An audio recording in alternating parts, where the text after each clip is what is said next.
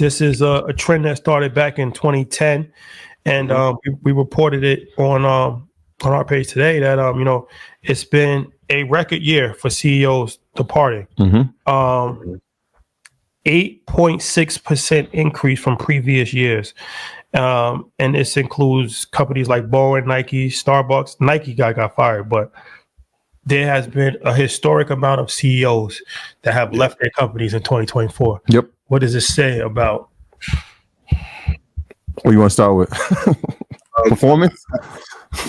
I mean, number one, I think we entered an era where, in the same way the hedge funds have to give high returns, CEOs have to do a better job. Like, no, I don't want to cast any aspersions against the Nike CEO, but I wouldn't have hired him to run my business, let alone Nike. So I feel like a lot of the CEOs who are currently running some of the bigger companies, and okay, if a company is performing that terribly, which is a global brand, what is a 700 or maybe 500 company in the S&P doing? How well is he performing?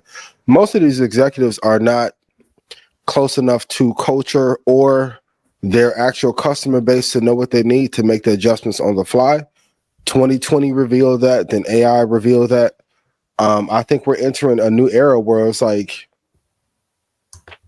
the way you led through executive leadership was probably great for the early 2000s, but we're in a different era. Even with Apple, even though they have had a record year, I do miss the guidance of like Johnny Ive being there and Steve Jobs being there. I think most companies are not led well. They're not using their resources properly.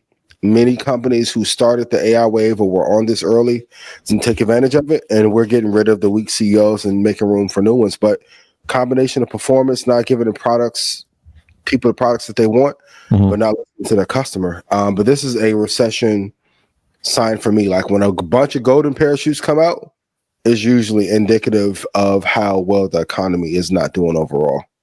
Yeah, I think there's three key issues. I think performance is one, and so the Nike one makes sense, right? They're not performing. If you look historically, what it has done over the past 10 years to what it's been doing over the last 5, it's obvious, pretty obvious in that sense.